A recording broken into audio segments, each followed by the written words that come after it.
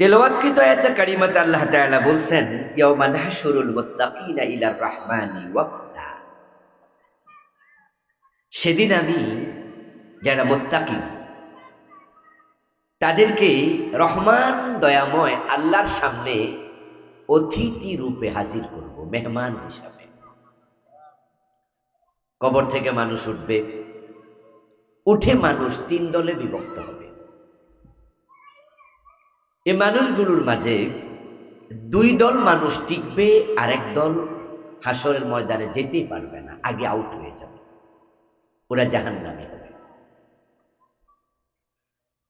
প্রিয় নবীজি বলছেন, ইহশারুন নাস ইয়াউমাল কিয়ামাতি সালাসাতা আসনাফ, সিনফান মুশাতা ওয়া সিনফান রুকবানা ওয়া সিনফান আলা ওয়ুজুহিহিম ওয়া ইযাল কুবুরু বু'সিরাত। যখন কবর খুলে দেয়া হবে, নুফিখা ফিস-সূর, যখন সিংহায় ফু দেয়া হবে, সুম্মা নুফিখা ফীহি উখরা, এটা হবে শেষ ফুৎকার। ফাইযা হুম কিয়ামুন ইয়ানজুরুন, তখন মানুষগুলো কিয়াম করবে, দাঁড়ায়া যাবে কবর থেকে। কবর খুলে যাবে, একজন মানুষও মাটির নিচে লুকায়া থাকার অনুমতি আর পাবে না। মায়ের পেট থেকে যেমন আমরা দুনিয়া এসেছি, এখানে আমাদের কোনো হাত ছিল না, আমরা আল্লাহর অর্ডারে এসেছি। আবার দুনিয়া থেকে যখন চলে যাব, তখন আল্লাহর অর্ডারে যাব। আপনি চাইলেও মরতে পারবেন না। আবার মৃত্যু যখন আসবে, চাইলেও বাঁচতে পারবেন না। বিষ খাইছে মরার জন্য, অথচ মরে নাই, এমন লোকও আছে না? নাই? আছে। ফাঁসি দিছিল, জুইলা রইছে ফাঁসিতে, মরার জন্য ফাঁসি দিছে, পাবলিক যাইয়া ঠিকই আবার দইরা কোলে লইয়া হাসপাতালে নিছে, এও 10 বছর বাঁচছে, 15 বছর বাঁচছে। আবার বাঁচার জন্য, চিকিৎসা করার জন্য সিঙ্গাপুরের হাসপাতালে চলে যায়, ব্যাংককে চলে যায়, লন্ডনে চলে যায়।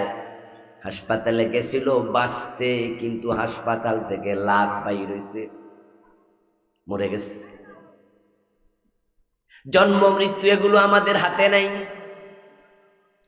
মানুষ মায়ের পেট থেকে এসেছে আল্লাহর অর্ডারে, আবার দুনিয়া থেকে চলে যাবে আল্লাহর নির্দেশে। আবার কবর থেকে যখন উঠবে, সেখানেও নিজের মন গড়া ভাবে কিছু করার অধিকার নাই। কবর যখন খুলে যাবে, তখন কবর থেকে আপনাকে উঠে দাঁড়াতেই হবে।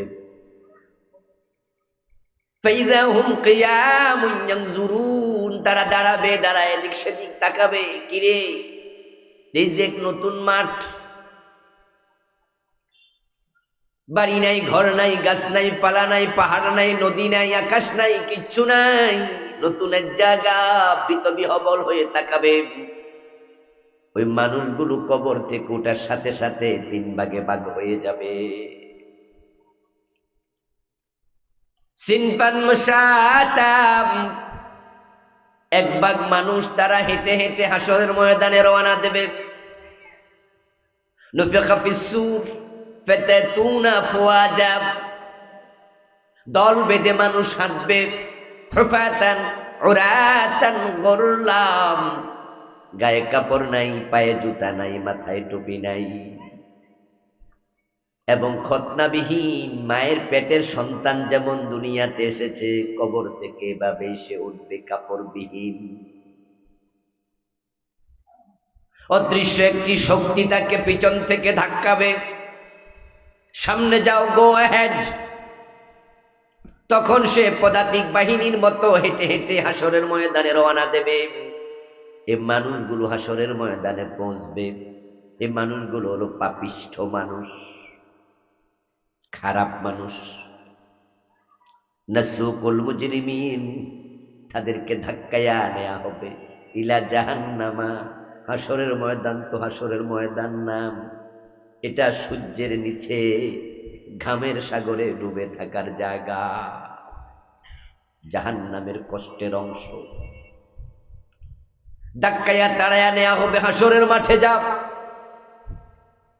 তারুজুল মালাইকাতু ওয়ার রূহু ইলাইহি ফি ইয়াউমিন কানা মিকদারুহু 50 আলফা সানা।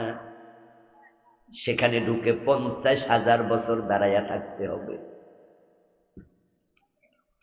তুদনা শামসু ইয়াওমাল কিয়ামাতি মিনাল খালক,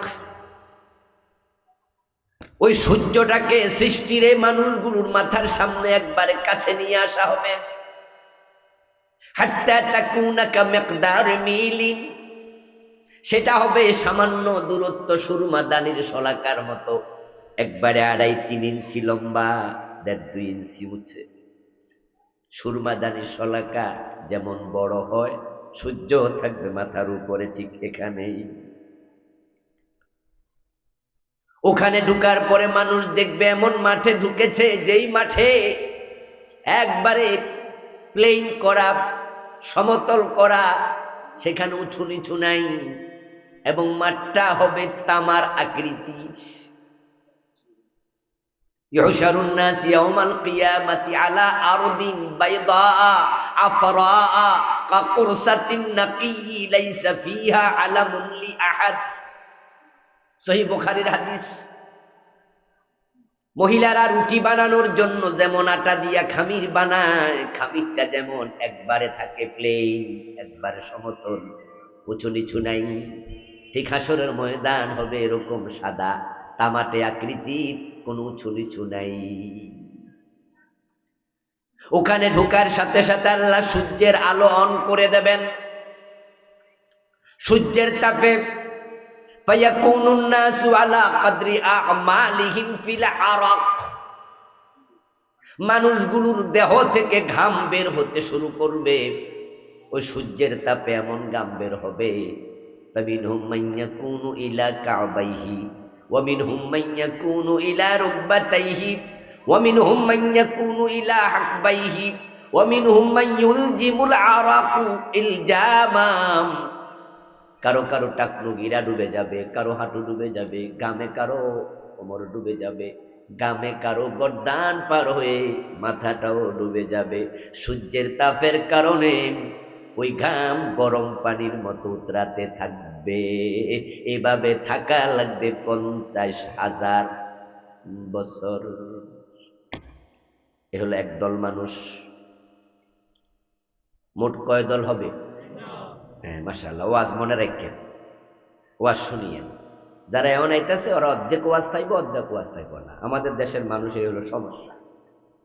ইনশাআল্লাহ দেখবেন কিছুক্ষণ পরে মাঠ ভরে যাবে।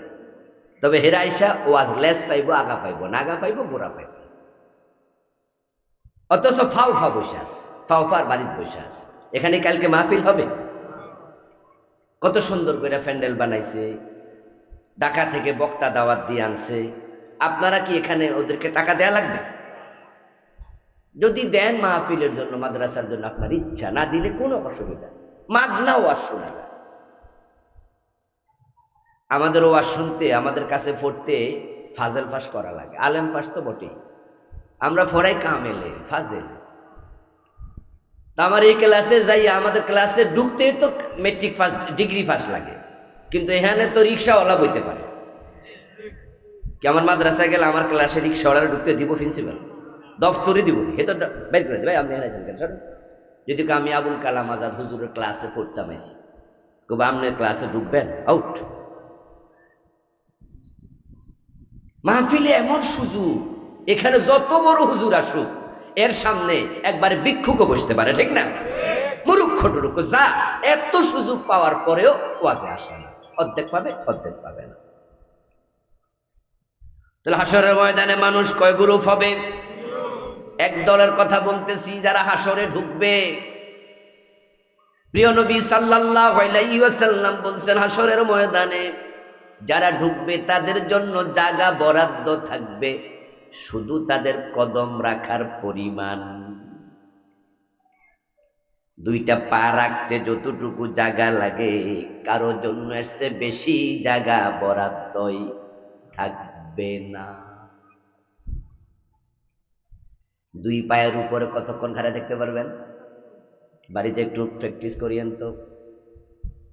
হাঁটা চলা করতে পারবেন, লড়াচড়া করলে 2 ঘন্টা 4 ঘন্টা 6 ঘন্টাও পারবেন, কিন্তু 2 পায়ের উপরে খাড়াইয়া থাকবেন, নড়তে পারবেন না। দেখবেন 15-20 মিনিট পরে পা জিমজিম। এই 2 পায়ের উপর আল্লাহ তাআলা কোরআনে বলছে থাকা লাগবে 50,000 বছর লম্বা দিন। রাসূল কয় জমি বরাদ্দ মাত্র 2 কদম। কি বিপদ!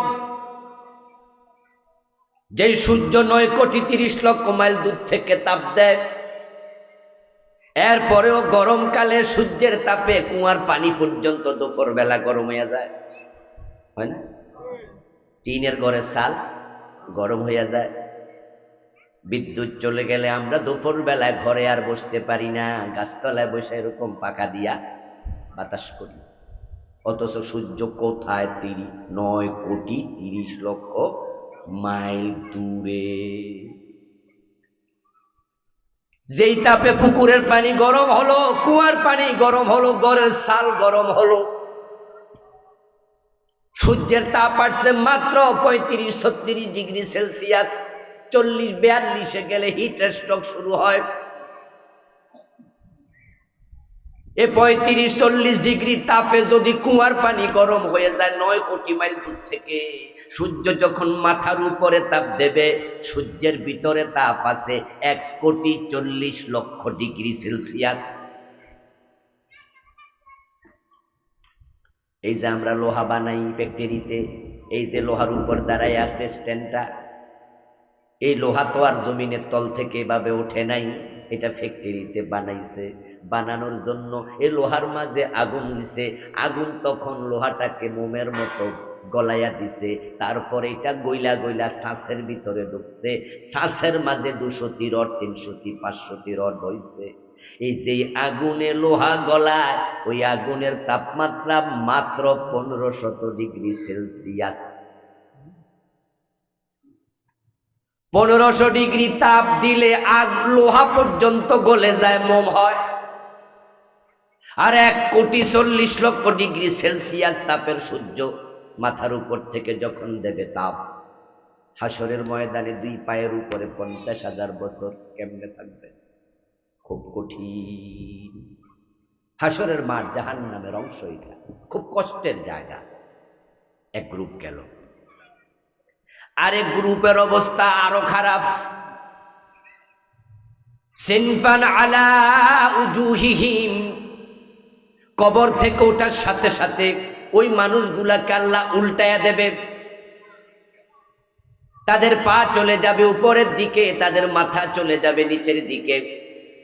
ওই মানুষগুলোর চেহারা আল্লাহ বাঁকায়া দেবেন। তারা এই চেহারার উপরে হাঁটতে হাঁটতে কবর থেকে হাসরের ময়দানে রওনা দেবে।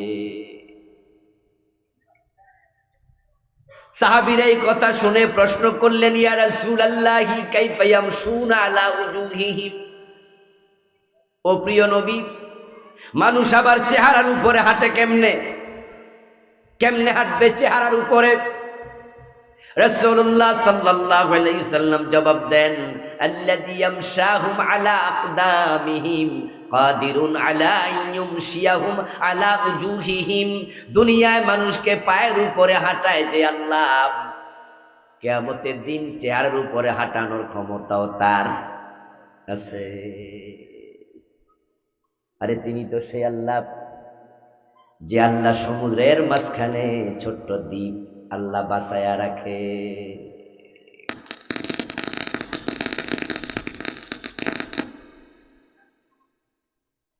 আমার প্রিয় ভাইয়েরা, এই মানুষগুলো উল্টে যাবে।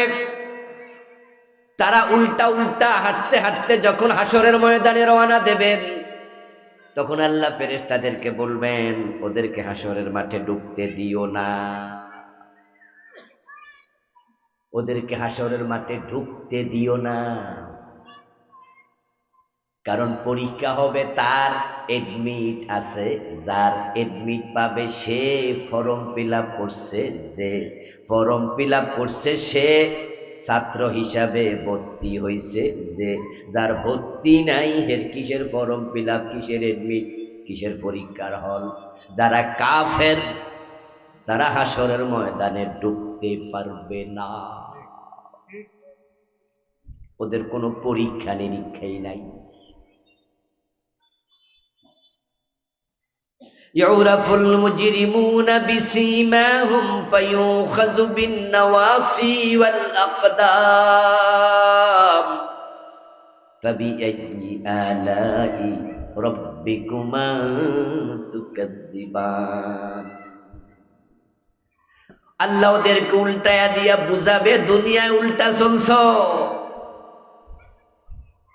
সেজদার মালিক শুধু আল্লাহ, তুমি ফিরের পায়ে সেজদা দিছ।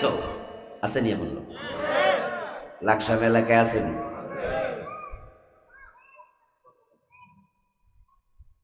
সেজদার মালিক আল্লাহ, ইবাদতের মালিক আল্লাহ, ইবাদত হবে শুধু কার? কিন্তু তারা ফিরেরও ইবাদত করতো, ফিরেরও সেজদা দিত। শুধু জিন্দা ফির না, ফির মরার পরে মাজারা যাইও সেজদা মারে, ঠিক না? জীবিত ফিরেরও তো দেয়, মরার পরেও মারে। আল্লাহ মানা করছে সুদ খাইও না, ঘুষ খাইও না, হারাম খাইও না, ওজনে কম দিও না, মালে বেজাল দিও না। তুমি এগুলো দেদারসে করছো। সগীরা গুনাহ যখন বারবার হয় তখন সগীরা গুনাহ কবিরায় রূপান্তরিত হয়, আর কবিরা গুনাহ যখন বয়হীন ভাবে করে তখন এটার কবিরা থাকে না, এটা কুফরি হয়ে যায়।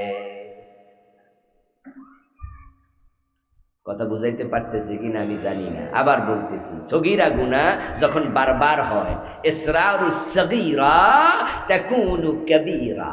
সগীরা গুনাহ বারবার যদি হয় এটা সগীরা থাকে না, কবিরা হয়ে যায়, বড় হয়ে যায়।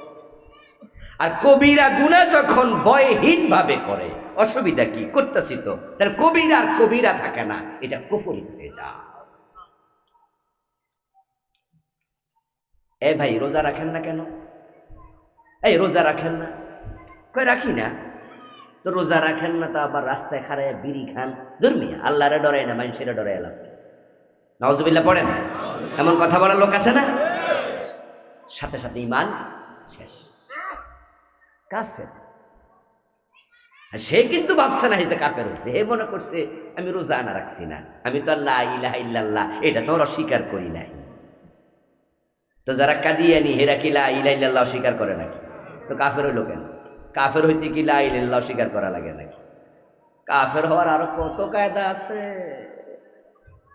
একটা কবিরা যখন ভয়হীন ভাবে করবেন, আপনার ভিতরে যদি এই চিন্তা আসে অসুবিধা কি? অথবা আপনি কবিরা গুনার পক্ষে যুক্তি দেন, সাথে সাথে বেঈমান। বলুন তো ইবলিস শয়তান মোমেন না কাফের? সবাই কথা বলেন, ইবলিস মোমেন না কাফের? সে কি আল্লাহর অস্বীকার করছিল? বরং সে আদমরে সেজদা দিতে অস্বীকার করছে। আল্লাহ যখন বলছিল আদমকে সেজদা কেন দিলে না, মা মানাআকা আল্লা তাসজুদা ইয আমারতুক, তোমাকে যখন নির্দেশ দিয়েছিলাম আদমরে সেজদা করো, কেন করলে না? ও বেটা যদি যুক্তি না দিয়া বলতো আল্লাহ সরি, রব্বানা যালামনা আনফুসানা, আদম নবীর মতো বলতো আল্লাহ ভুল হইয়া গেছে, বলুন তো ইবলিসকে ক্ষমা করার ক্ষমতা আল্লাহর আছে না নাই? কিন্তু হে কি ক্ষমা চাইছিল? বরং হে যুক্তি দিয়া বুঝাইছে হে যেটা করছে এটাই ঠিক। ঈমান আছে না গেছে? কাফের হওয়ার জন্য আল্লাহকে অস্বীকার করা লাগে না, আল্লাহকে অস্বীকার করলে তো কাফের বটেই। ইবলিস শুধুমাত্র অন্যায়ের পক্ষে যুক্তি দিছে, এটাই সে কাফের। এই ভাই আমার, আপনার ফাইল এখানে না অফিসে ফাইল রেখে গেলাম, কই জি। তো ফাইল আটকায় রাখছেন কেন? সাইন করেন না কেন? কাগজপত্রের সমস্যা নেই, কয় না কাগজপত্র ঠিক আছে, তো ফাইল করে সামনে দেন, আমার তো জরুরি, আমার তো পেনশনের টাকা পামু, সরকারি টাকা অ্যাকাউন্টে জমা হবে, আপনার সমস্যা কি? মুস্কি হাসি দিয়া কয় আপনি 30 লাখ পেনশন পাবেন, আমার লাভটা কি? আমি যে সিগনেচার দিলে আপনি 30 লাখ পাইয়া যাবেন, তো আমার লাভ কি? আপনি বললেন আজিব, তো আপনার লাভ কেন? আপনারা সরকার বেতন দেয় না? কমিয়া বেতন তো দেয়, এ চাকরি লইতে 30 লাখ ঘোষ দিছিলাম। তো বেতন পাই 25,000, 28,000, 40,000, এই দিয়ে তো সংসারই চলে না। ওই 30 লাখ তুলমু কেমনে? এই জন্য ভাই সিগনেচার দিব না যদি আমার 1 লাখ না দেন। আমরা 30 লাখ, আমার 1 লাখ। সরাসরি ঘোষ খায়, পাওনা টাকার মতো সাইয়া খায়, ডাইরেক্ট অফেন বলে দে টাকা না দিলে সাইন করবো না। এমন জালেম অফিসার আছে না নাই? ডাইরেক্ট কইয়া দে দেন, টাকা না হয় যান। এরপরে আবার বলতেছে ভাই চাকরি তো 20 লাখ, 50 লাখ, 30 লাখ ঘুষ দিয়া লইছি। তারপরে আবার হিল ট্যাক্সে দিছিল, জয়েনিং লেটার দিছে, ইয়ানে জয়েন করো। ওখানতে আবার 10 লাখ দিয়া ঢাকা আইছি। তাহলে প্রথমে দিলাম 30 লাখ, আবার দিলাম কয় লাখ? কয় লাখ গেল? তুই টাকা তুলমু কেমনে? এই জন্যই তো ঘোষ খাই। মানে ঘোষ খাওয়া যে যায় আছে, যুক্তি দিতেছে। এবার আপনি বলবেন যে মিয়া পরে বিচার দিব, মুস্কি হাসি দিয়া বলবো ওখানে না দিয়া খাই নাকি? একা খাই, ওখানেও 5% দেই। পারলে যা করেন করেন, আপনি বিচার পাবেন না, এমন সিস্টেম বাংলাদেশে চালু হয়েছে। তাই গত 15 বছর যারা খায়, এখন নতুন কেউ খাচ্ছে। কি ঠিক না? গত 15 বছর সাদাবাজি ছিল, ছিল কি না? অগাস্টের 5 তারিখে সাদাবাজরা পলাইয়া গেছে। এরপরে 5 মাস বাংলাদেশ এখন সাদাবাজ নাই, ঠিক না? আছে তো, হেরা তো নাই। তাহলে কেডা খায়? খাওয়ার জন্য আগে খাইছে মালেকে, এখন খায় খালে। এই যে বাংলাদেশ এক আশ্চর্য দেশ। মাঝে মাঝে আমার মনে হয় জমিনে কোনো প্রবলেম আছে নি আল্লাহ জানে, মাটিতে সমস্যা কি আল্লাহ জানে।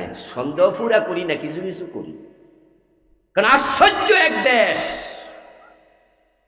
শুধু নেতাদের দোষ দিয়া লাভ নাই, পুরা জমিনের মানুষগুলাই কয়েক % ভালো আছে, না হয় আসমান থাকতো না, আল্লাহ গজব দিত।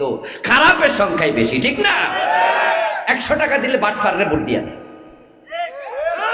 ঠিক না? ঠিক না? এটা বিড়ি খাওয়াইলে ভোট দিয়া দেয়। সৎ মানুষ, যোগ্য মানুষ হেরে নেতা বানাবে না। হেরে নেতা বানাই আমার কি? হের কি আমার টাকা দিছে? বরং এ মিয়া আমার 1000 দিছে, 1000 তো পাইছি, হেরে ভোট দিমু। হে কি করবো? এটা এর ব্যাপার, আমি তো 1000 পাইছি। এই যদি চরিত্র হয়, ভালো মানুষ নেতা হবে কেমনে? আর ভালোরা নেতা না হলে চাঁদাবাজি বন্ধ হবে না, দেশ উন্নত হবে না, দিন দিন আরো তলাবিহীন চুরি হয়ে যাবে।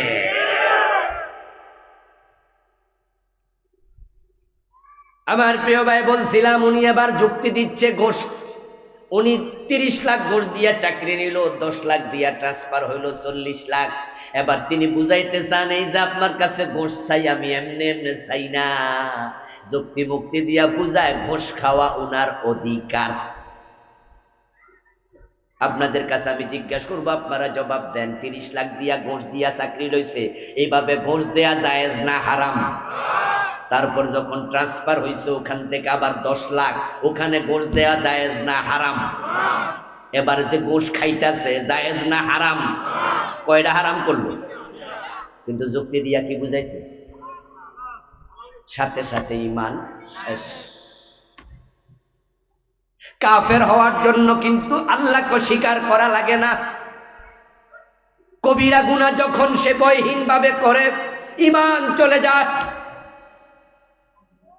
ওই মানুষগুলাকে আল্লাহ উল্টায়া দেবে হাসরের ময়দানে। দুনিয়ায় চলেছে উল্টা, এজন্য আল্লাহ কিয়ামতের দিন তোমারে করবে উল্টা। প্রশ্ন হতে পারে, মাথার উপরে না হাঁটাইয়া মুখের উপরে হাঁটাবে কেন?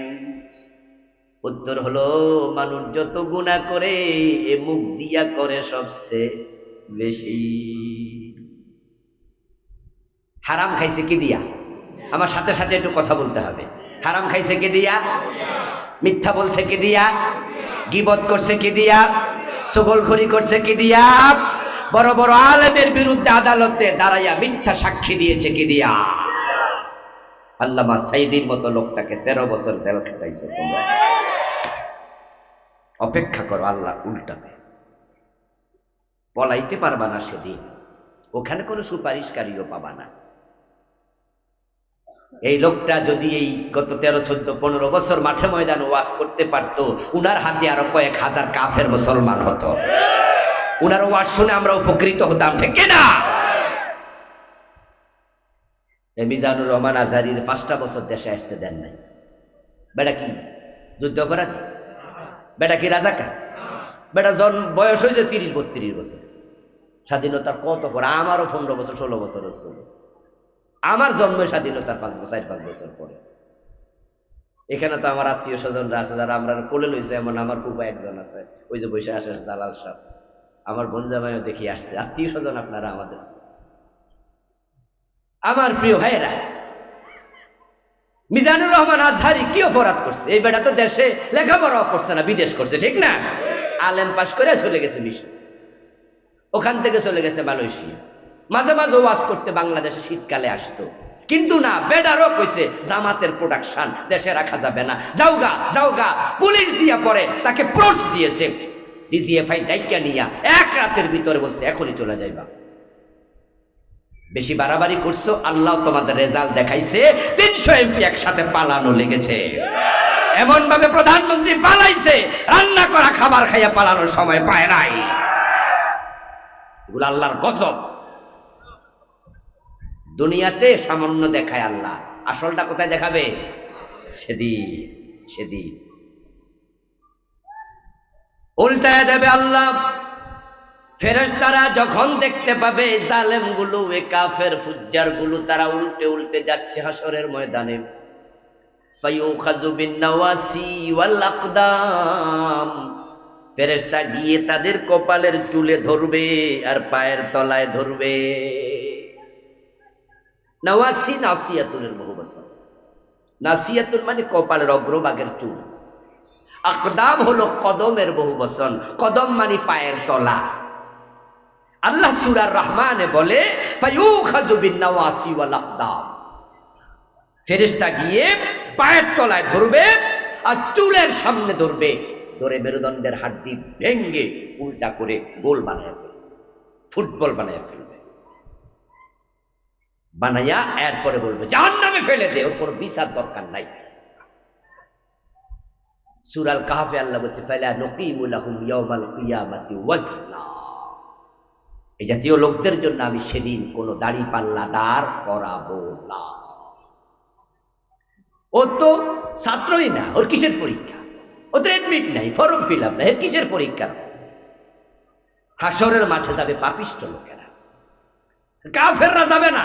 কাফেরের কোনো প্রশ্নই নাই, উল্টায় আল্লাহ ফেলে দেবে। যারা শিরক করছে আল্লাহ উল্টায় ফেলে দেবে, যারা মুনাফিক ছিল উল্টায় ফেলে দেবে, ফুটবলের মতো গোল বানাইয়া জাহান্নামে ফেলে দেবে। যা, তোদের কোনো হিসাবই দরকার নাই। এখন আপনারা শিরক করেন কিনা আত্মসমালোচনা করেন।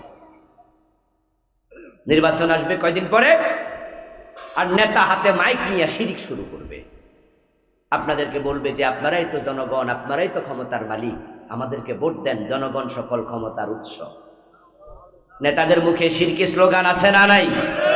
ঈমান শেষ, তুমিও মুশরিক। আর আপনি যদি এই স্লোগান শুনা, ওনার নেতার মুখে কথা শুনা মজা নেন যে ঠিকই আমরাই তো ক্ষমতার মালিক, আপনিও মুশরিক। ক্ষমতার মালিক কে? ইয়েস। শিরিক বাঁচবেন, শিরিক থেকে বাঁচবেন, কুফর থেকে বাঁচবেন, এগুলো করবেন না। হাসরের ময়দানে মানুষ 3 গ্রুপ হবে, 2 গ্রুপ চলে গেল। কোথায় গেল? এক গ্রুপ হাসরের মাঠে, আর এক গ্রুপ জাহান্নাম। এবার আমার আজকের আলোচ্য বিষয়, যেটাতে আমার আলোচনার মূল অংশ, সেটা হলো আরো গ্রুপ মানুষ যারা মুত্তাকি, যারা ভালো মানুষ, তারা হাসরের ময়দানেও যাবে না, তারা জাহান্নামেও যাবে না। কবর থেকে উঠেই দেখবে কবরের পারে জান্নাতের গাড়ি দাঁড়ায় আছে। সিনফান রুকবানা, ওরা কবর থেকে উঠে দেখবে আল্লাহর ফেরেশতারা ফুলের মালা নিয়ে, ফুলের পাপড়ি নিয়ে, লাল গালিচার সংবর্ধনা দেওয়ার জন্য আল্লাহর জান্নাতের গাড়ি নিয়ে কবরের পাড়ে দাঁড়ায় আছে। উঠবে আর ওয়েলকাম, স্বাগতম, মারহাবা মারহাবা তাকে বলে ফুলের মালা গলায় দিয়া জান্নাতের গাড়িতে তুলবে। এই গাড়িটা ডিরেক্ট আল্লাহর আরশের নিচে চলে যাবে। বড় সৌভাগ্যবান মানুষ, ডাইরেক্ট আরশের নিচে। আরশে আজিমের নিচে যে মানুষগুলো যাবে সেদিন আল্লাহ হবেন হোস্ট, আর সে মানুষগুলো হবেন আল্লাহর রয়্যাল গেস্ট, রাজকীয় মেহমান। তাদেরকে আল্লাহ তাআলা ফেরেশতা দিয়া সালাম দেওয়ায়া, সংবর্ধনা দিয়া, মারহাবা ওয়েলকাম জানাইয়া আল্লাহর আরশে আজিমের নিচে মেহমান বানাইয়া বসাবেন। তারপরে তাদের হাতে হাতে, ডান হাতে আমলনামা দেবেন।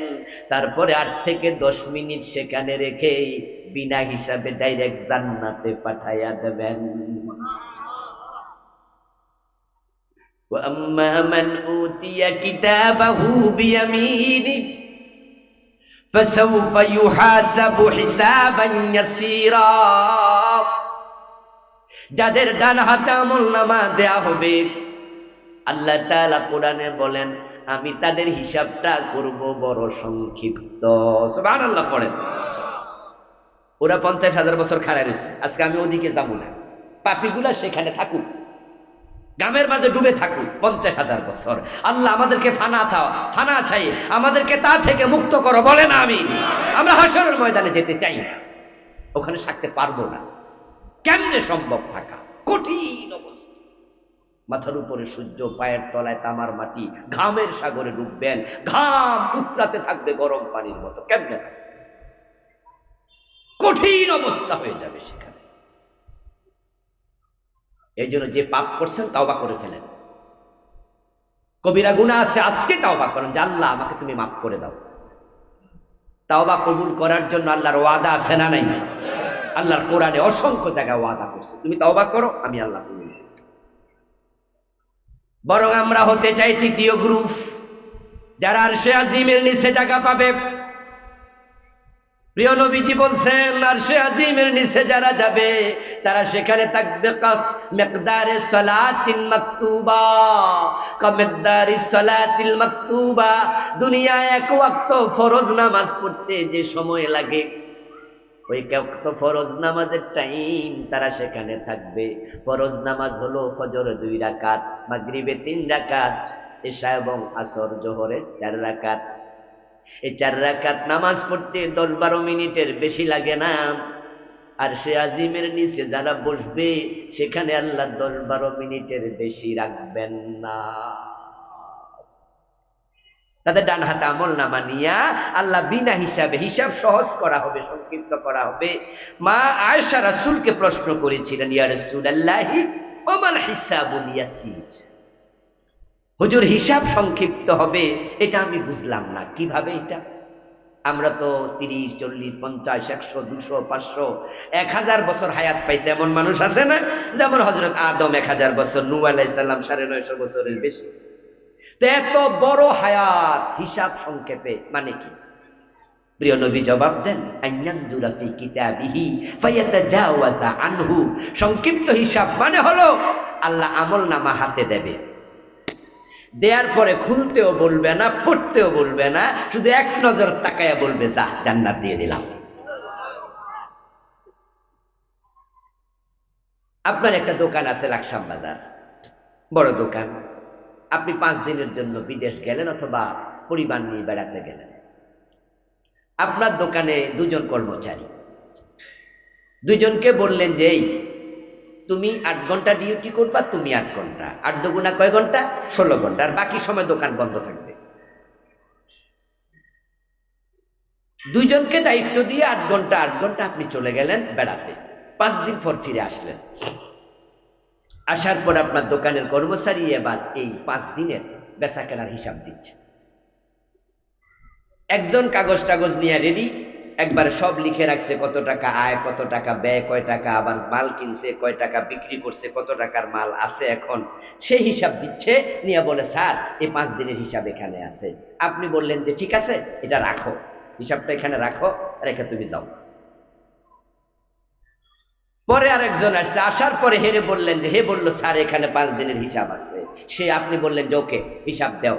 এখন সে বলতেছে স্যার এত এত এত, আর আপনি তাকে জেরা শুরু করছেন, এখানে বেশি হলো কেন, ওখানে কম হলো কেন, এটা করলা কেন, ওইটা করলা কেন। বলুন তো আগের বেডা আর এই বেডার হিসাব কি এক? যারা আরশে আজিমের নিচে জায়গা পাবে আল্লাহ একজনকেও বলবে না হিসাব দাও। সুবহানাল্লাহ পড়ে, একজনকেও বলবে না। শুধুমাত্র হিসাবের আমল নামাটা দেখবে, দেখে বলবো যাও জান্নাতে চলে যাও। قال رسول الله صلى الله عليه وسلم فإنه من نوكش هلكا فإنه من نوكش عذبا। রাসূলুল্লাহ বলেন আল্লাহ কাল কিয়ামতের দিন হাসরের ময়দানে যাকে বলবেন হিসাব দাও তার উপায় নাই, উপায় নাই। এজন্য আরশে আজিমের নিচে যাওয়ার ফিকির করেন, চেষ্টা করেন। ওখানে গেলে কপাল খুলে যাবে, ওখানে ঢুকলে জান্নাত, এবং সেটা কবর থেকে তুলে ফেরেশতা নিয়ে যাবে। আরশে আজিমের নিচে জায়গা পাবে এমন মানুষ হলো মোট 8 গ্রুপ।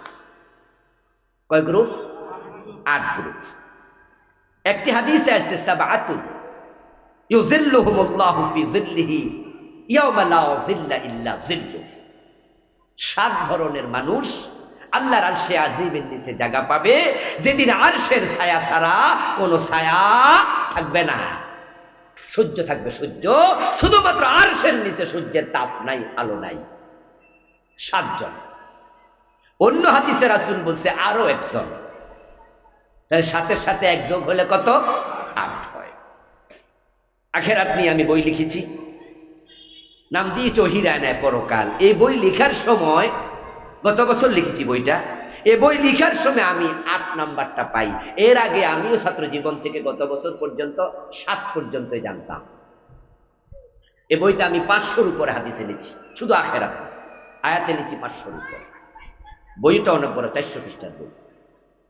আমার লেখা মোট 8টা বই আছে আলহামদুলিল্লাহ, ড্রাইভারের কাছে আছে, নেবেন, খুবই উপকারী বইগুলো। ওই বই লিখতে গিয়ে রাসূলুল্লাহর আরেকটি নতুন হাদিস পেলাম।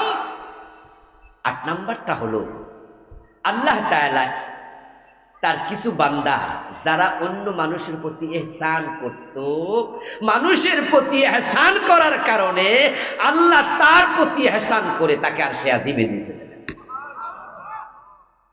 ওইটা আল্লাহর সাথে সম্পৃক্ত না, ওইটা হলো মান আনজারা মুনজিরা আও ওয়াদা'a লাহু আদাল্লাহু আল্লাহু ফি যিল্লিহি ইয়াওমা লা যিল্লা ইল্লা যিল্লুহু। 8 নাম্বার। শেষটা আগে বললাম, এই চরিত্রটা আনেন।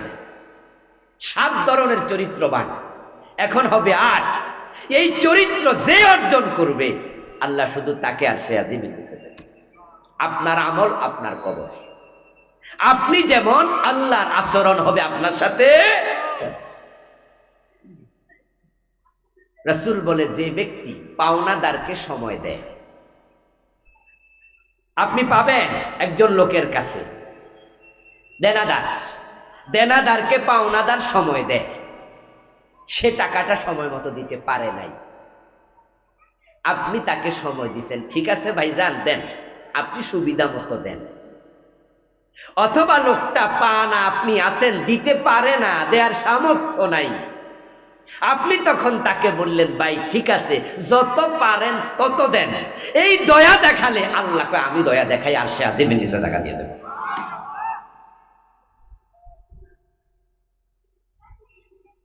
আমরা তো জালেম হয়ে যাই, আমরা বরং মানুষ যাহা পা তাও দিতে চাই না, ঠিক না? আমরা ঠকাই। আপনি যদি ঠকান আল্লাহ আপনাকে ঠকাবে, আপনি যদি জালেম হন আল্লাহ আপনার সাথে একই আচরণ করবে। মাকারু ওয়া মাকারাল্লাহ ওয়াল্লাহু খায়রুল মাকিরিন। ইরহামু মান ফিল আরদ ইয়ারহামকুম মান ফিস সামা আর রাহিমুন ইয়ারহামুহুমুর রাহমান। আপনি ভালোবাসা নিয়ে আগান। ইন্নাল্লাহা ফি আউনিল আবদ মা দামাল আবদু ফি আউনি আখিহি আপনার একজন ভাই কষ্টে পড়েছে, সে যদি সহযোগিতা পায় আপনার পক্ষ থেকে, আপনার বিপদে আল্লাহর কাছে চাওয়া লাগবে না, আল্লাহ নিজ থেকে দৌড়াই আসবে।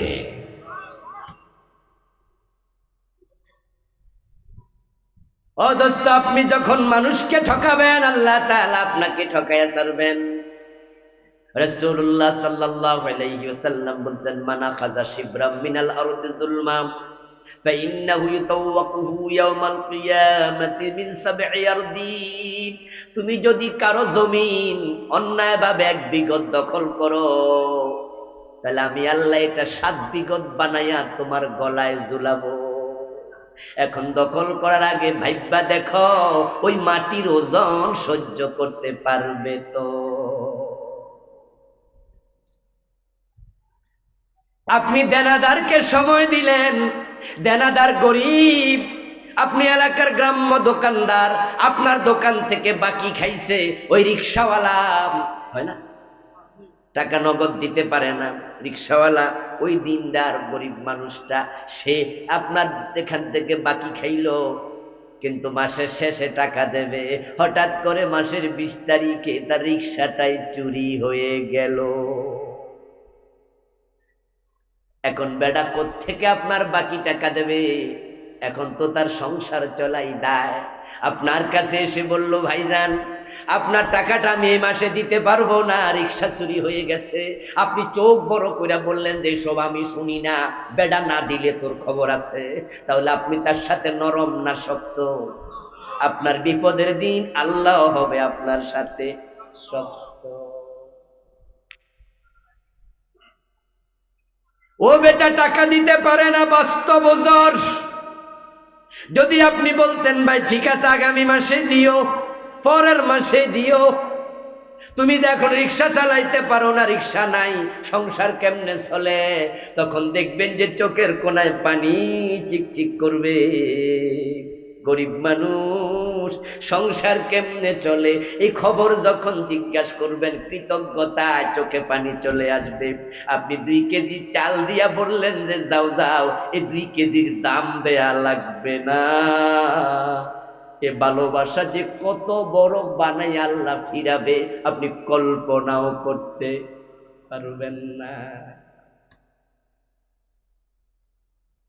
এজন্য প্রিয় নবী বলেন, মান তাসাদ্দাকা বিআদলি তামারাতিন মিন কাসাবিন তাইয়্যিব ফাইন্নাল্লাহা ইয়াতাকাব্বালুহা বিয়ামিনিহি। মানুষ যখন হালাল কামাই থেকে কোন গরিবের হাতে একটা খেজুর দান করে, 10টা টাকা দেয়, গরিব হাত পেতে নেয়, গরিবের হাতে পড়ার আগে রহমান আল্লাহ নিজের ডান হাত বিছায়া দেয়। কারণ গরিব রে গরিব বানাইছে কে? জোরে বলতে হবে, গরিব বানাইছে কে? ধনী রে ধনী বানাইছে কে? রিজিকের মালিক কে? ইরহামু মান ফিল আরদ ইয়ারহামকুম মান ফিস সামা।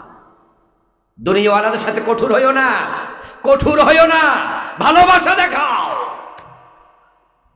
8ম ব্যক্তি যে অন্যকে সুযোগ দেয়। পরের মাসে এবার টাকা দিতে আইছে রিকশাওয়ালা, আইসা এবার টাকা দেওয়ার সময় বলতেছে, ভাইজান 5000 টাকা তো পানা হয়েছিলেন, আমি 5000 দিতে পারবো না, এই মাসে আমি 4000 দেব। যদি আপনি বলতে পারেন যে ঠিক আছে দিয়েন, অসুবিধা নাই। অথবা লোকটা চলে যাবে উত্তরবঙ্গে, তার বাড়ি দিনাজপুরে, রিকশা হারাইয়া এখন সে রিকশাও চালাইতে পারে না। বলছে ভাই 5000 পাইতেন, 4000 দিয়ে গেলাম, 1000 যদি আল্লাহ তৌফিক দেয় আমি দিমু, তবে কবে দিমু জানি না। আপনি মুস্কি হাসি দিয়ে যদি বলতে পারেন যাও 1000 দেয়া লাগবে না, মাফ করে দিলাম, এই চরিত্রবানকে আল্লাহ আরশে আজিমের নিচে টাকা দিয়ে দেবে। বিশাল ব্যাপার।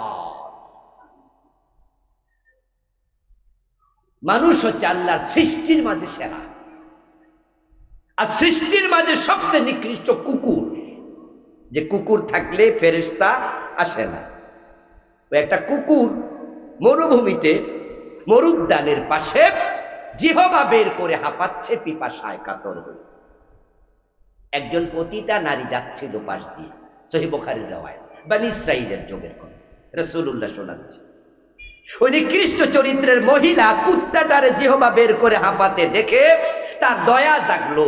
তার পায়ে ছিল চামড়ার মোজা, সে চামড়ার মোজা খুলে তার ওড়নার সাথে বেঁধে মরুদ্যানের কোফে ফেলেছে। একটু পানি উঠলো, ওই পানিটুকু কুকুরের মুখে দিল। কুকুরটা পিপাসা থেকে নিষ্কৃতি পেল। আল্লাহ এত খুশি হয়েছে, কারণ কুত্তাও তো বানাইছে কে? আল্লাহ কয়ে যে এটা তো আমার পরিবারের সদস্য। আল খালকু কুল্লুহুম ইয়াদুল্লাহ, হাদিস। সমস্ত মাখলুক আল্লাহর পরিবারের সদস্য। আপনার 5টা ছেলে আছে, তার মাঝে 4টা শিক্ষিত, ভালো চাকরি করে, একটা অশিক্ষিত, চাকরি বাকরিও করে না, বুদ্ধি শুদ্ধিও কম। বলুন তো 5 ছেলের মাঝে আপনার দয়াটা কার প্রতি বেশি থাকবে? কারণ যেই 4 ছেলে চাকরি করে, শিক্ষিত, আপনি মনে মনে ভাবেন তো আল্লাহ ওদেরকে দিছে, ওরা ঠিক মতো চলবে। যেই ফোলাটা বোঝে কম, আপনি বাবা, আপনার দরদ তার প্রতি বেশি থাকবে। যারা অসহায় মানুষ, তাদের প্রতি আল্লাহর দরদ বেশি থাকে। ওদের প্রতি ভালোবাসা দেখাইলে আল্লাহ আরশে আজিমের নিচে দাঁড়াবে। এ হলো 8 নাম্বার। চলে গেল, সময় কম, আসেন ওই 7-এ ফিরে যাই। সাবাতুন ইযিল্লুহুমুল্লাহু ফি যিল্লিহি ইয়াওমা লা যিল্লা ইল্লা যিল্লুহু, ইমামুন আদিল। রাসূল বলেন 7 ধরনের মানুষ আরশে আজিমের নিচে জায়গা পাবে। 1 নাম্বার হলো যে ব্যক্তি ন্যায় বিচার করে। ন্যায় বিচারক নেতা, ন্যায় বিচারক শাসক, ন্যায় বিচারক মেম্বার, ন্যায় বিচারক চেয়ারম্যান, ন্যায় বিচারক এমপি, ন্যায় বিচারক হাকিম, ন্যায় বিচারক ম্যাজিস্ট্রেট, ন্যায় বিচারক বাবা, ন্যায় বিচারক স্বামী, ন্যায় বিচারক মানুষ। আপনি আমি সবাই দায়িত্বশীল। আমরা নিজেরা নিজের জায়গায় বিচারক।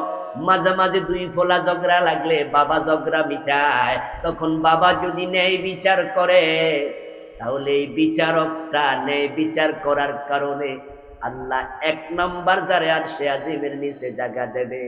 খুঁজে বের করবে দুনিয়ায় কারা ন্যায় বিচার করেছে। 1 নাম্বার ব্যক্তি।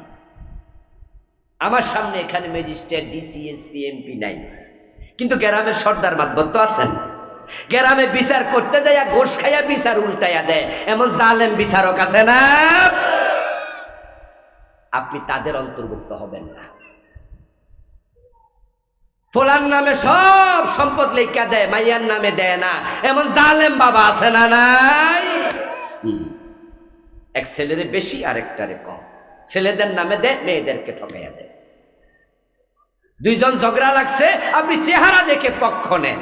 আপনি যাচ্ছেন বিচার করতে, রাতের বেলায় গেছে, যাইয়া বলে আসছে যে ভাই খাম 1 খান দিয়া গেলাম, খামের মাঝে রিক্সা ভাড়া আছে, কালকে তো আমাদের বাড়িতে মামলার বিচার হবে, আপনি মেলে যাইয়েন, দরবারে যাইয়েন। আপনি খাম খুলে দেখেন 10,000 টাকা। রিক্সা ভাড়া 10,000 টাকা লাগে নাকি? এর মানে রিক্সা ভাড়ার নাম করে ঘোষ দিয়ে গেছে। আর আপনি 10,000 টাকা পাইছেন, মনে মনে ভাবতেছেন যা, তোর পক্ষে কিছু কথা না কইলে কেমনে হয়, যার নুন খাই তার গুণ গাই। ও বেটা, এলাকার বিচারক আছে বড় বড় মাথাওয়ালা 10 জন, 10 জনের খামে 10,000 করে 1 লাখ টাকা দিয়ে আসছে। অথচ তার স্বাস্থ্যবাইয়ের সাথে জমি নিয়ে ঝগড়া, ওই জমির দাম 20 লাখ, খরচ করছে 1 লাখ, বাকি 19 লাখ। হে ভাবে যদি 10 জন কিনি 19 লাখ ফ্রি।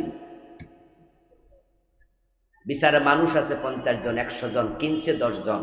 কারণ নেতা কথা বলবে তো সবাই তো আর বলবে না। ওই 10 জন যখন এক সুরে কথা বলে, বাকি 90 জন চুপ করে থাকে। আর জালেমরা তখন বিচারে জিতে যায়, মাজলুম তখন ঠকে যায়, আল্লাহর আরশ কাঁপে, আল্লাহ তোর উল্টা করে জাহান্নামে ফেলবে। জালেম। আর যদি আপনি তাকে বলতে পারেন যে এই মিয়া কিসের খাম দিছো, তোমার বাড়িতে কালকে বিচারে যাবো, কি রিক্সা লাগে নাকি, আমি হাইটা যেতে জানি না? আর রিক্সা ভাড়া যদি দেও তাহলে 50 টাকা দিয়ে দাও, 100 টাকা দাও, এত মোটা খাম কিসের, যাও সরো। বিচারে আপনি গিয়েছেন, ন্যায়ের পক্ষ নিয়েছেন, আপনি এমন ভাবে শক্ত অবস্থানে যান, সব যদি একদিকে, আপনি একা থাকেন একদিকে, দরকার হলে বিচার করব না, এরপর অন্যায়ের পক্ষ নেব না। আল্লাহ বলে তোরে আরশে আজিমের নিচে জায়গা দেব। আরশে আজিমের নিচে বসতে চান? ওমা রাজি হয় না যে দেখতেছি রে, বসতে চান? তাহলে এখন থেকে অন্যায়ের পক্ষ নেওয়া যাবে না, ঠিক আছে? ন্যায় আছে যেখানে আমরা। নেতা যদি ন্যায় বিচারক হয়, দেশে ন্যায় বিচার প্রতিষ্ঠিত হয়। কিন্তু গত 15টা বছর পুরা বাংলাদেশ অন্যায়ের নিচে চাপা পড়ে গিয়েছিল। এই দেশ থেকে ন্যায় পালিয়ে গিয়েছিল। ইসলামী দলের নেতা 11 জনকে তারা ফাঁসি দিয়েছে। আল্লামা সাইদিকে 13 বছর জেল খাটাইছে। আমি যদি আল্লাহর কসম করেও বলি, কসমটা হেনেস হবে না, ভাঙবে না। এই যে ফাঁসি দিল, তাদেরকে জেলে রাখলো, অথচ তারা একজন যুদ্ধাপরাধী না। পুরা মামলা মিথ্যা, মিথ্যা, মিথ্যা। এই ফাঁসিগুলো মিথ্যা, মিথ্যা, মিথ্যা। পুরা জুলুম, পুরা জুলুম। বিচারপতি নিজামুল হকের স্কাইপি কেলেঙ্কারির কথা আপনাদের মনে আছে? শিক্ষিত লোকদের তো মনে আছে। সেখানে তিনি বলছিলেন ফোনে যে আসলে সরকার একটা রায় চায়, এটা দিতে হবে, এই জন্য দিয়ে দেবে। আর উনাকে তখন বলতেছিল আরেক বিচারক, এই রায় যদি তুমি সরকারের পক্ষে দাও তাহলে তোমাকে আপিল বিভাগে বিচারপতি বানানো হবে। উনি নিজে আপিল বিভাগের বিচারপতি হওয়ার জন্য আল্লাহর এক বান্দারে ফাঁসি দিয়ে দেবে, সরকারকে খুশি করবে। আল্লামা সাইদি রহমতুল্লাহ আলাইহি উনার বড় ছেলের মৃত্যুর জানাজার নামাজে সেদিন মাইক হাতে নিয়ে কি বলেছিলেন আপনারাও শুনেছেন, আর আমি সেখানে হাজির ছিলাম, হুজুরের সামনেই ছিলাম। আল্লামা সাইদি বলছে 71-এর কাদার কোন ছিটা ফোটা সাইদির গায়ে লাগে নাই, লাগে নাই, লাগে নাই।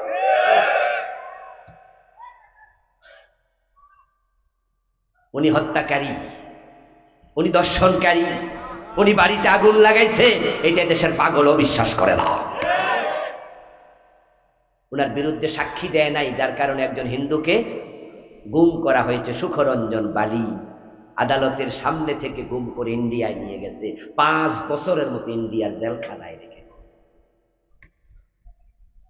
قال رسول الله صلى الله عليه وسلم ما من وال يلي رعية من المسلمين وهو لهم غاش إلا حرم الله عليه الجنة। প্রিয় নবীজির হাদিস শুনুন। আমার রাসূল 1450 বছর আগে বলে গেছেন, যাকে নেতৃত্ব দেয়া হবে, ক্ষমতা দেয়া হবে, বিচারক বানানো হবে, এমপি মন্ত্রী চেয়ারম্যান বানানো হবে, আর ওই বেটা তার অধীনস্থের সাথে ধোঁকাবাজি করবে, আল্লাহ তার জন্য জান্নাত হারাম করে দেন।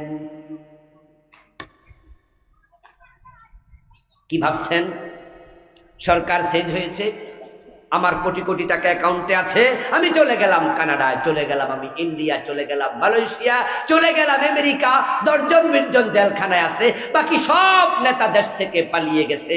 মনে মনে ভাবছেন বাংলাদেশে প্রয়োজনে 50 বছর আর যাব না। কি করবা মিয়া, কি করবা? কিচ্ছু করতে পারবা না। তোমরা মারছি, ফাঁসি দিছি, আরো কত কিছু করছি, আর আমরা এখন কানাডায়।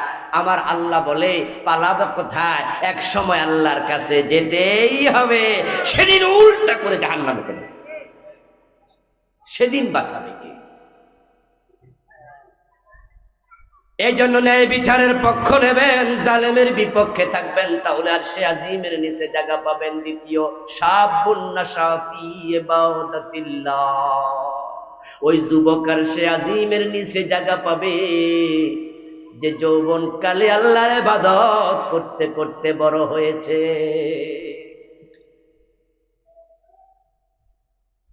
আজকে যারা আমার সামনে আছেন যুবক, আলহামদুলিল্লাহ, যৌবন হচ্ছে ইবাদতের শ্রেষ্ঠ সময়। যারা আছেন বুড়া, আপনি এক সময় যুবক ছিলেন। যারা আছেন আজকে দাদার বয়সী, ঘরে আপনার যুবক নাতি আছে, আপনার নাতিটাকে আর সে আজিমের নিচে যেন বসতে পারে, তাকে যৌবনে ইবাদত শিখান। নিজের ছেলেটাকে যৌবনে ইবাদত শিখান। আপনার চোখের সামনে আপনার ছেলে যেন ফজরের টাইমে ঘরে ঘুমায়া থাকতে, আপনার যুবতী মেয়ে যেন ঘরে ঘুমায়া থাকতে না পারে ফজরে। আপনার যুবতী মেয়েটা যেন বোরকা ছাড়া কলেজে স্কুলে যেতে না পারে। আপনার যুবক ছেলে যেন ইসলামের পক্ষে, আল্লাহর দ্বীন কায়েমের জন্য অগ্রণী ভূমিকা রাখে। নিজে উৎসাহিত করেন, বলেন যে যারা এই দেশ ইসলামের পক্ষে, যা তুই তাদের দলে যোগ দে। যৌবন হচ্ছে ইবাদতের শ্রেষ্ঠ সময়। যুবকদেরকে আল্লাহ খুব ভালোবাসেন। আবু সাইদ খুদরি নামে একজন প্রখ্যাত সাহাবী, উনি বলতেছেন যখনই তিনি যুবকদেরকে দেখতেন তখন তিনি বলতেন যে আসো আসো, সামনে আসো। তিনি সম্মান দিতেন, সম্মান দিয়ে বলতেন মারহাবাম বিওসিয়্যাতি রাসূলিল্লাহি সাল্লাল্লাহু আলাইহি ওয়াসাল্লাম আওসানা আন নুআসসিআ লাকুম ফিল মাজলিস। যুবক দেখলে বলতেন স্বাগতম স্বাগতম, আসো। রাসূল অর্ডার করছে আমাদেরকে যুবকদেরকে দেখলে বসার জন্য জায়গা ছেড়ে দাও। ওয়ানুফাহিমাকুম আল হাদিসা, রাসূল আমাদেরকে অর্ডার করেছেন যুবকদেরকে হাদিস শিখাও, কোরআন শিখাও। ফাইন্নাকুম খুলুফুনা, কারণ তোমরাই তো পরে চেয়ারে বসবে। আজকের যুবক আগামী দিনের নেতা, ঠিক না? আজকে যার বয়স 15, 16, 17, 18, আপনার পরে তো সেই চেয়ারে বসবে, সেই তো এমপি হবে, সেই তো মন্ত্রী হবে। যুবক যদি আল্লাহওয়ালা হয়, পুরা দেশটা আল্লাহওয়ালা হয়ে যায়। আলহামদুলিল্লাহ, বাংলাদেশে তো এবার যে বিপ্লব আমরা পেয়েছি, এটা কি বুড়া মানুষে করছে না যুবকেরা করছে? কথা বলতে কিপটামি করেন কেন? বলেন এবারের ভূমিকা কারা বেশি রাখছে? আমরা কিন্তু আলেমোলামারা, আমরাও কিন্তু মন খুলে কথা বলার পরিবেশ পাই নাই 15 বছর।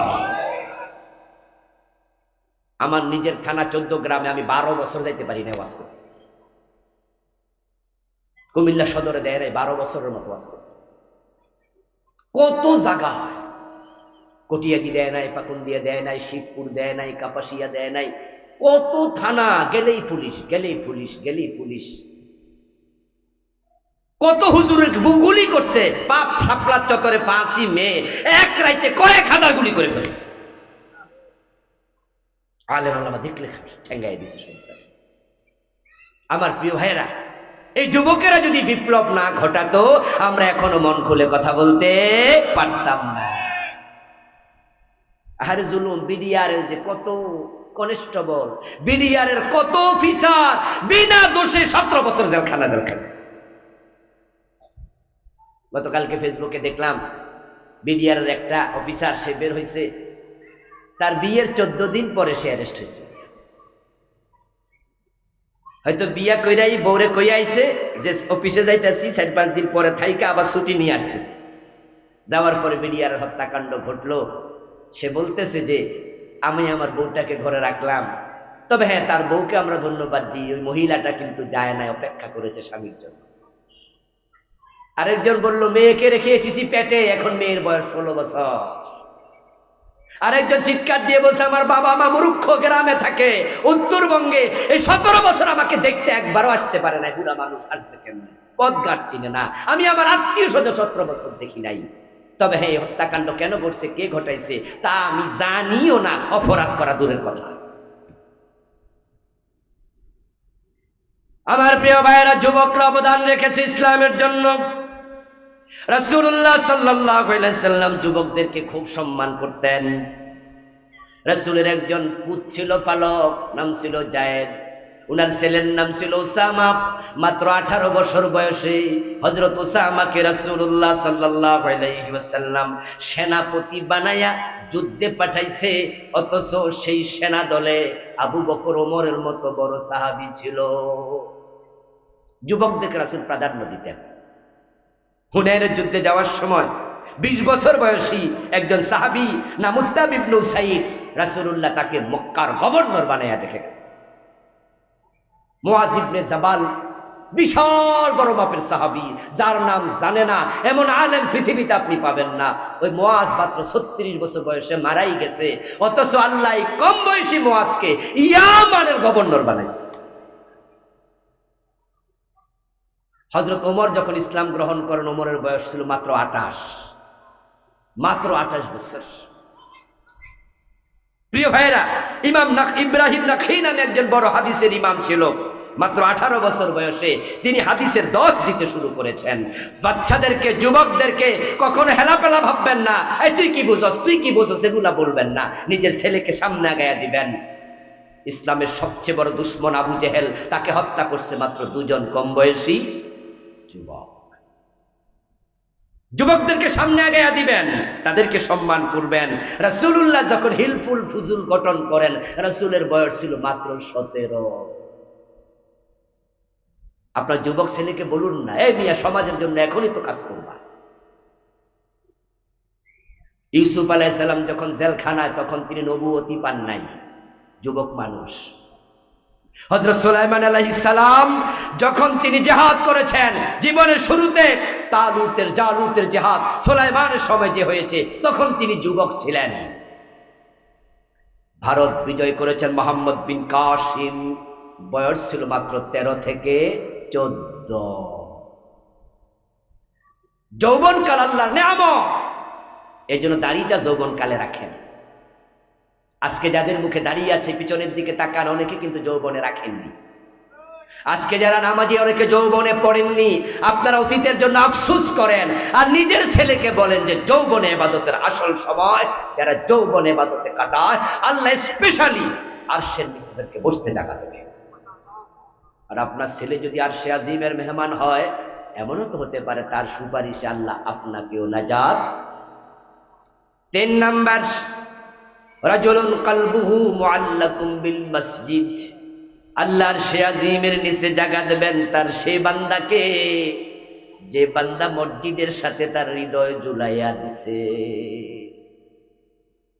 এই সুযোগ কিন্তু যুবক, বৃদ্ধ সবার আছে।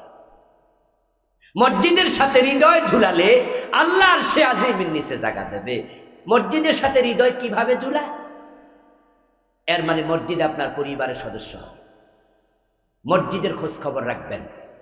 মসজিদে কোথায় লাইট ভেঙে গেল, মসজিদের ট্যাপে ট্যাপটা নষ্ট হলো, মসজিদের ইমাম সাহেব রাত্রে খেয়ে আছে কিনা, ইমাম সাহেবের রুমটা ভাঙ্গা ছুরা কিনা, মসজিদের টাইলসটা কোন জায়গায় ময়লা হয়ে গেল, মসজিদের জানালার কাজটা ভেঙে গেল। নিজের পরিবার পরিজনকে যেভাবে সব সময় অন্তরে রাখেন, আল্লাহর ঘর মসজিদকে অন্তরের ভিতরে ঢুকাবেন। আল্লাহর আরশে আজিমের নিচে জায়গা। এটা হলো একটা। মসজিদের ময়লা পরিষ্কার করার মাঝে কি কোনো লজ্জা আছে? মাঝে মাঝে ঝাড়ু দেবেন। সৌদি আরবের প্রেসিডেন্ট, উনাদের নামের আগে দেখবেন লেখা খাদেমুল হারামাইন আশ-শরীফাইন। খাদেম মানে কি? চাকর, খাদেম। উনাদের নামের আগে উনারা বলে যে আমাদেরকে পরিচিত করবা 2 হারাম মক্কা মদিনার আমি চাকর, খাদেম। আল্লাহর ঘরের খাদেম হওয়া সৌভাগ্যের। এই জন্য মসজিদ মাঝে মাঝে ঝাড়ু দেবেন। সভাপতি সেক্রেটারি হয়েছেন তো কি হয়েছে, মসজিদে গিয়ে আঙ্গুল দিয়া টাইলসে চাপ দেয়, তারপরে হালকা ধুলাবালি উঠলে, এই মুয়াজ্জিন সাহেব এত ধুলা কেন? শুধু দোষ ধরতে জানলেন, সাফ করতে জানলেন না। বরং আল্লাহর ঘরের সাথে নিজেকে বিকিয়ে দেয়া, এটা হচ্ছে একটা ব্যাখ্যা। আরেকটা হলো 1 ওয়াক্ত নামাজ পড়ে আরেক ওয়াক্তের আজান শোনার জন্য কান খাড়া করা। যে এইভাবে কান খাড়া করে, আল্লাহ তাকে আরশে আজিমের নিচের মেহমান বানাবে। এমন লোক কিছু আছে, রাতের বেলা ঘুমানোর সময় মোবাইলে অ্যালার্ম দিয়ে রাখে, নিজের স্ত্রীকে বলে রাখে, আগে আজান তুমি শুনলে আমারে জাগবা, আমি শুনলে তোমারে জাগাবো। 1 ওয়াক্ত নামাজ কখনো মসজিদ ছাড়া পড়ে না। আছে না কিছু লোক? মসজিদে চলে যায়, আধা মাইল হেঁটে চলে যায়, কানা ন্যাংরা পর্যন্ত চলে যায়, অসুস্থ, তারপরে মসজিদে চলে যায়। রাসূলুল্লাহর জীবনী আমরা কি পড়েছি, কি পেয়েছি? আর রাসূল যখন মৃত্যুর অসুস্থতায় ছিলেন শেষ দিকে, তিনি মসজিদে আসতে পারেননি 2-3 দিন। একদিন কিছুটা সুস্থ অনুভব করেছেন, একজনের কাঁধে 1 হাত রেখে আরেকজনের কাঁধে আরেক হাত রেখে তিনি ভর করে মসজিদে গিয়েছেন। একজন অন্ধ সাহাবী ছিলেন, নবীজির কাছে অনুমতি চাইলেন, ইয়া রাসূলুল্লাহ, আমি কি ঘরে নামাজ পড়তে পারবো? ওয়াক্তিয়া নামাজে আসা আমার জন্য কঠিন, আমি অন্ধ। রাসূলুল্লাহ তাকে অনুমতি দিলেন, ঠিক আছে যাও, ঘরে নামাজ পড়িও মাঝে মাঝে। লোকটা একটুকু গেল, এর মাঝে রাসূল তাকে আবার ডাকলেন, এই অন্ধ ভাই দিকে আসো। সে আবার ফিরে আসলো। নবীজি বললেন, আজান দিলে তোমার কানে আজানের শব্দ যায় নাকি? ওই ব্যক্তি জবাব দেয়, হ্যাঁ। রাসূল বলেন, আগের অনুমতি ক্যান্সেল, আজান শুনলে মসজিদে এসো। মানুষ যখন মসজিদে যায় তার যে কতগুলো কদম, যতগুলো পা রাখে, প্রতি কদমে আল্লাহ কমপক্ষে 10টা করে নেকি লিখে দেয়। আজান শোনার জন্য যার হৃদয় আনচান করে, কে ওই শোনালো মোরে আজানের ধ্বনি, মর্মে মর্মে সেই সুর বাজিল কি সুমধুর, আকুল হইল প্রাণ নাছিল ধমনী। 3টা গেল। 4 নাম্বার রাজুলানে তাহাব্বা ফিল্লাহ, এই যে তামা আলাই ওয়া তাফাররাকা আলাই, এমন 2 ব্যক্তিকে আল্লাহর সে আজিমের নিচে জায়গা দেবেন যারা একে অন্যকে আল্লাহর জন্য মহব্বত করত। 5 নাম্বার রাজুলুন যাকারাল্লাহ খালিয়ান ফাফাদাত আইনাহু, ওই ব্যক্তি আর সে আজিমের নিচে জায়গা পাবে যে রাতের গভীরে দিনের বেলায় একা একা বসে আল্লাহর জিকির করে আর চোখের পানি ছেড়ে দিয়ে কাঁদে। আমাদের সকলের চোখে পানি আছে না নাই? আর সে জায়গা পাওয়া কিন্তু একটা সহজ মাধ্যম। সবার চোখে আল্লাহ পানি দিছে, শুধু আপনি আল্লাহর ভয়ে একটু একা একা কাঁদেন, আল্লাহ এই গুনাহ করছি, ওই গুনাহ করছি, উপায় নাই, তুমি না ছাড়লে আল্লাহ জাহান্নাম আমি থাকতে পারবো না, আল্লাহ আমারে মাফ করে দাও। চোখের পানি ছাড়েন, বের হয়ে গাল পর্যন্ত আসলে জাহান্নাম হারাম হয়ে যাবে।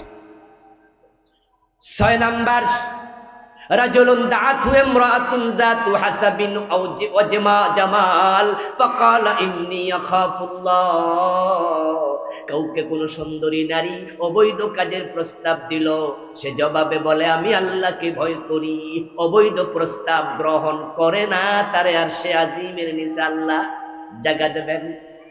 7 নাম্বার ওই ব্যক্তি তাসাদ্দাকা বিসাদাকা, আল্লাহর রাস্তায় টাকা দেয়, ফাখফাহা একবারে গোপনে দেয়, ডান হাতে কি দেয় বাম হাত জানে না, গোপনে দান করার সুযোগ আমাদের আছে না নাই?